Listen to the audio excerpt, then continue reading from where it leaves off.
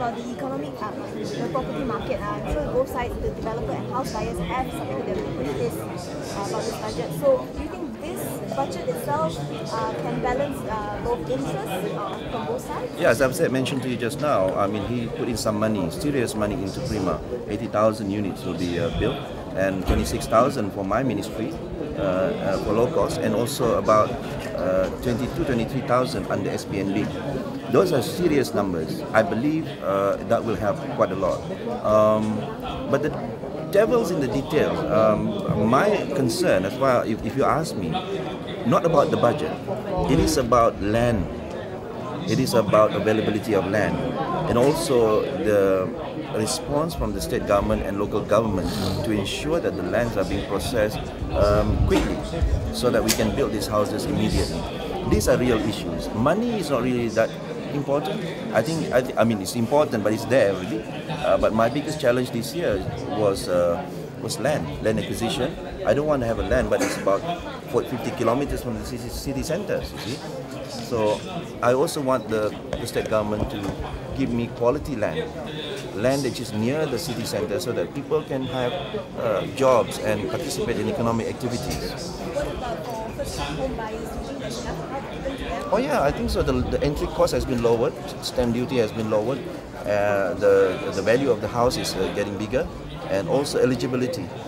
Last time we were talking about 5,000 ringgit household income, but now it's expanded to about 10,000 in certain programs. So more people are now eligible to apply for what the Prime Minister said about housing programs. Sekarang ni lembaga untuk 101 tahun daripada 2013, 2014 ni, setiap tahun kita diperuntukkan 80,000 unit.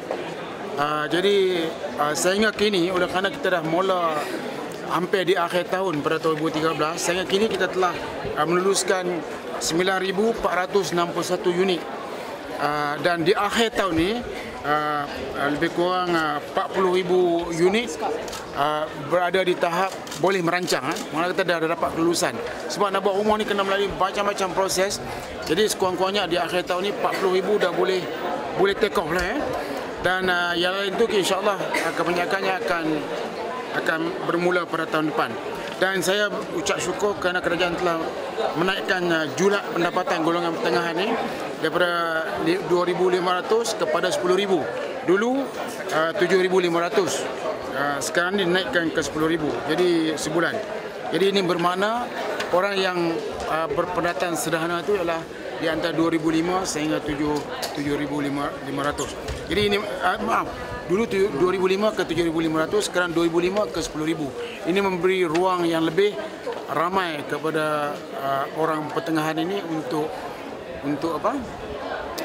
mendapatkan perumahan prima. Sebab saya pun ada dimaklumkan bahawa setengah mereka tu gaji mungkin 4,000, isteri 4,000 dan 8,000.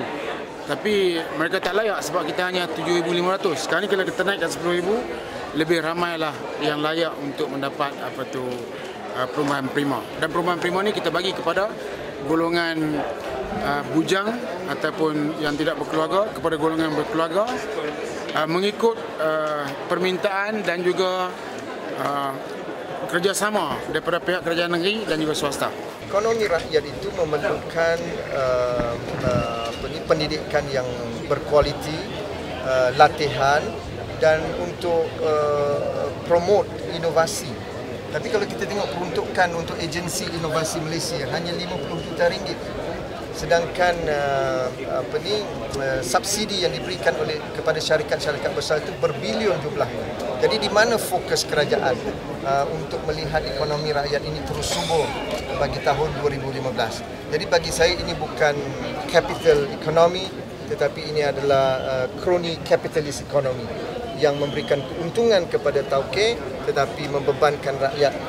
Pemberian BRIM itu tidak dapat menjamin kelangsungan pertumbuhan ekonomi yang lebih mampan. Kerana ini adalah unsustainable and wasteful economic activities yang tidak dapat membantu menjana pertumbuhan dan aktiviti ekonomi.